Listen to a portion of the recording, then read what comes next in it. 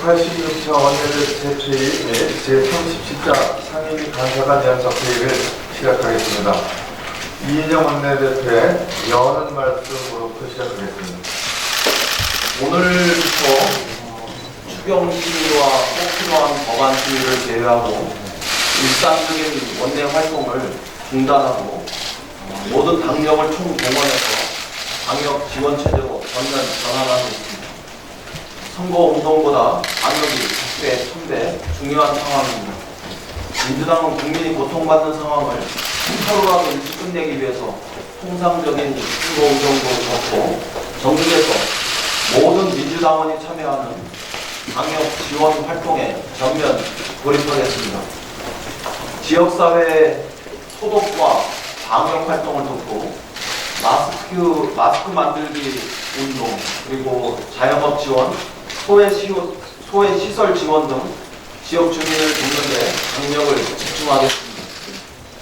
위기 상황에서는 대응 속도가 형태를 가름합니다.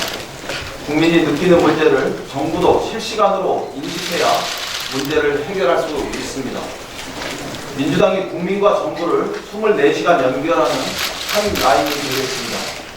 고통받는 국민의 목소리를 지체 없이 국정에 반영하도록 수시로 당정 협의로 열겠습니다.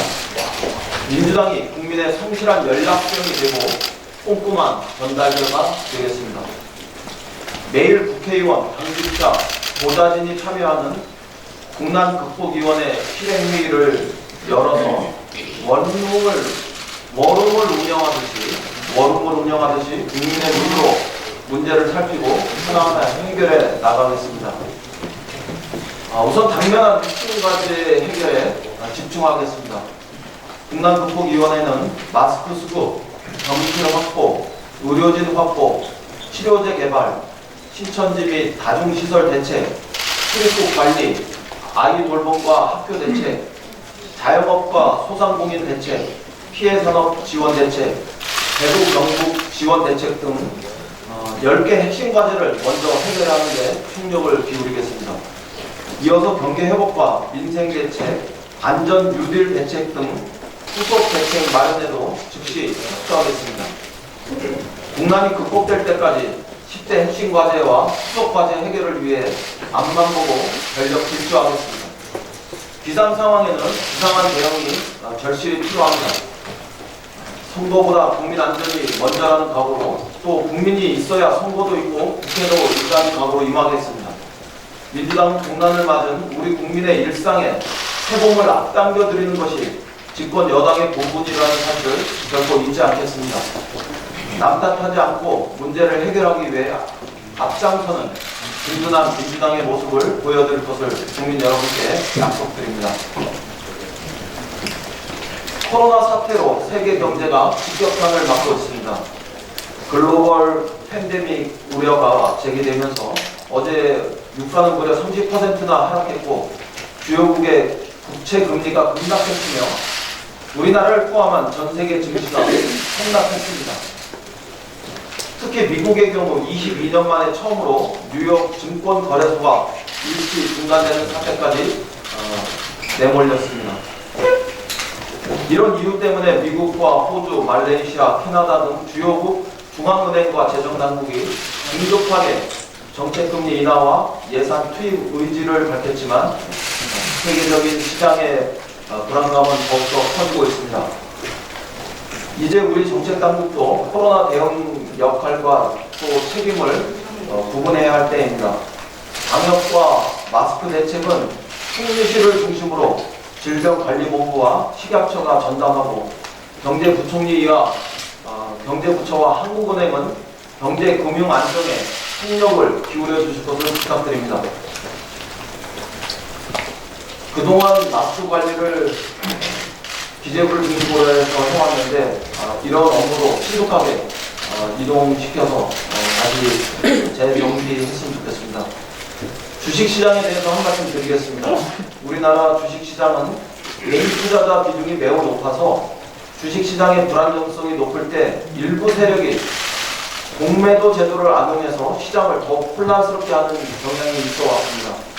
또한 우리나라의 공매 제도는 제도적으로 기관 투자자에 비해서 개인 투자자들에게 현격하게 불리하게 기울어진 운동장이어서 공정함에 대한 시비도 그동안 끊이지 않고 지속되어 왔습니다. 정부는 공매도에 대한 전반적인 제도 정비에 나서야 하고, 우선 코로나 사태가 가라앉을 때까지 한시적으로 공매도를 제한하는 조치를 시급하게 취하는 조치도 적극적으로 검토해 주실 것을 요구합니다. 이런 상황에서 국회가 오늘부터 추경심사에 본격으로 돌입합니다. 세계 경제의 긴박한 흐름과 우리 경제가 감당해야 할 엄청난 폭풍을 감안해서 추경 규모 확대를 요청하는 목소리도 높아지고 있습니다. 현금을 직접 지원하는 재난 기본소득을 주장하는 목소리도 커지고, 추경 규모를 40조로 확대해야 한다는 대한상공회의소 등의 경제계획 건의도 있었습니다.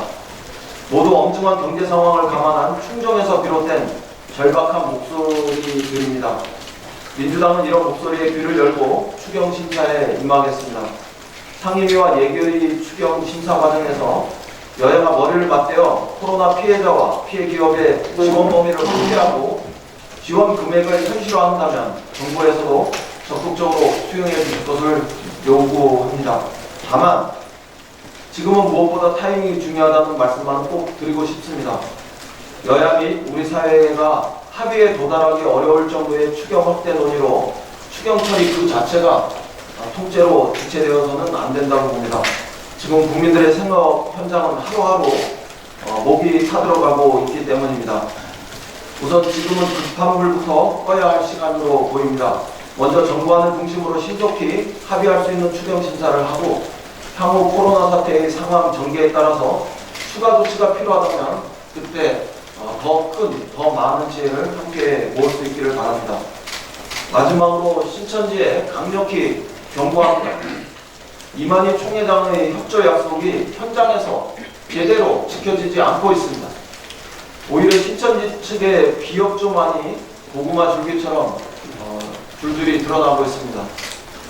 어제 분당 서울대병원에서 직원이 신도임을 숨기고 출근하다가 확진되어서 병원이 폐쇄되었습니다. 신천지 신도의 검사나 치료센터 입소 거부 사례도 전국에서 속출하고 있는 상황입니다. 신천지가 감춘 시설과 또 신도를 찾느라고 국민의 안전을 지켜야 할 귀중한 행정력이 더 이상 낭비되어서는 안 됩니다. 신천지 측에 최종적인 심정으로 경고합니다. 이제 더는 묵과하기 어려운 상황들을 반복해서는 안 됩니다. 즉시 모든 정보를 투명하게 밝히고 정부의 방역체제에 협조하기 바랍니다. 다시 국민을 속인다면 감당할 수 없는 대가를 치르게 될 것이라는 점을 분명히 경고합니다. 이상입니다.